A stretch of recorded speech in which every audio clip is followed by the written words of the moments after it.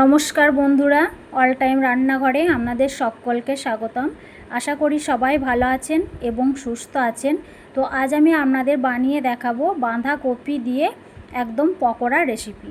বাঁধাকপির পকোড়া তো আপনারা অনেকেই তৈরি করতে পারেন, কিন্তু আমি যেভাবে তৈরি করছি একবার চেষ্টা করে দেখবেন, একদম সুন্দর হয় খেতে। তো প্রথমে এখানে আমি 50 গ্রামের মতো মুসুরি কলাই ভালোভাবে জলে ধুয়ে পরিষ্কার করে ভিজিয়ে রেখে দেব 2 ঘন্টার মতো। এখানে অবশ্যই কলাইটা কিন্তু 2 থেকে 3 বার অবশ্যই ধুয়ে নেবেন। কলাইয়ের মধ্যে অনেক রকমের পাউডার মিক্স করা থাকে, তো কলাইটা অবশ্যই ধুয়ে তারপরে ভিজাতে দেবেন, না হলে ময়লাটা কিন্তু কলাইয়ের মধ্যে শুষে নেবে, তখন কিন্তু আমাদের শরীরে গেলে সমস্যা হবে। তো এখানে আমি 2 থেকে 3 বার ভালোভাবে ধুয়ে নিয়েছি।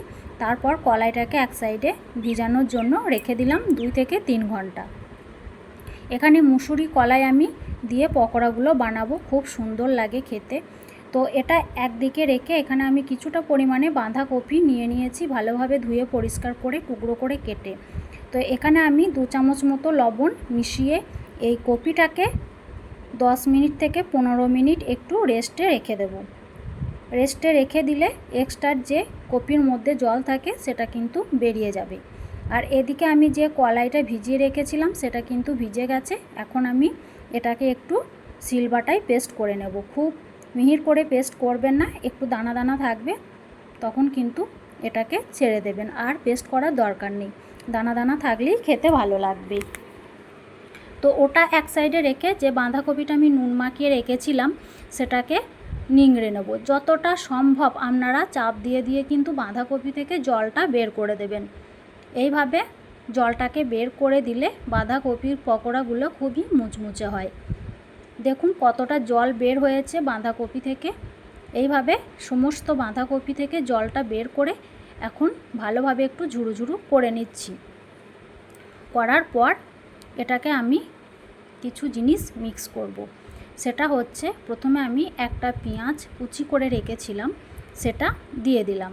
দেওয়ার পর স্বাদ মতো কাঁচা লঙ্কা ব্যবহার করলাম, আর 1 চামচ ভাজা জিরের গুঁড়ো ব্যবহার করলাম, আর 1 চামচ ধনের গুঁড়ো ব্যবহার করলাম, আর একটু লঙ্কার গুঁড়ো ব্যবহার করলাম। যেহেতু এটা একটু ঝাল ঝাল খেতে ভালো লাগে, তার জন্য এখানে আমি কিন্তু লঙ্কার গুঁড়োটা অ্যাড করলাম। ঝালটা আপনার স্বাদ মতো নিয়ে নেবেন।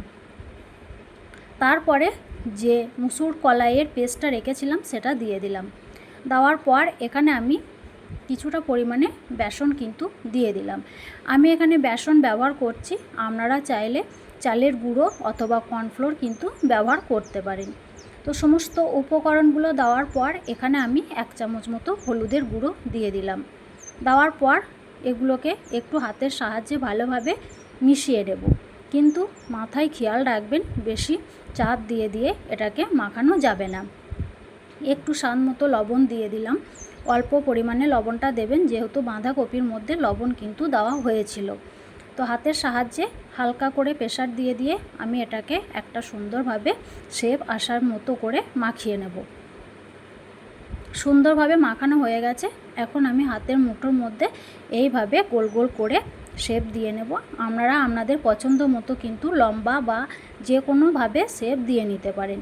এইভাবে সবগুলো তৈরি করে নেব। সব তৈরি করা হয়ে গেছে।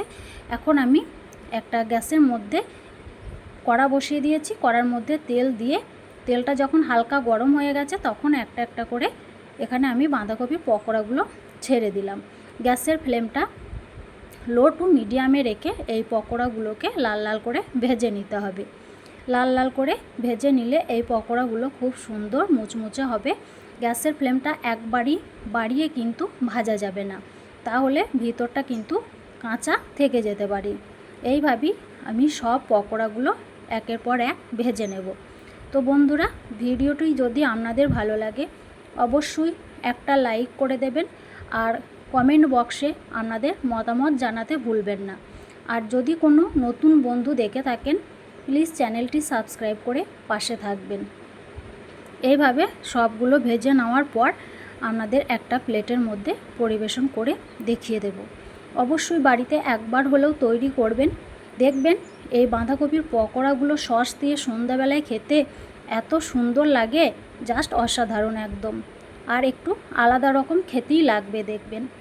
তো এইভাবে সবগুলো ভাজা হয়ে গেছে। এখন একটা প্লেটের মধ্যে আপনাদের সার্ভ করে দেখিয়ে দিলাম কতটা সুন্দর হয়েছে পকোড়াগুলো, আর খেতেও খুবই সুন্দর।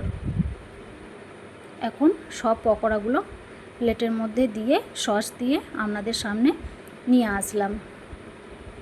দেখুন কতটা সুন্দর কালার এসছে পকোড়াগুলো।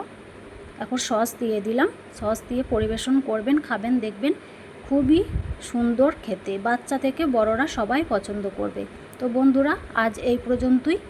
ততক্ষণ সবাই ভালো থাকবেন, সুস্থ থাকবেন। ধন্যবাদ।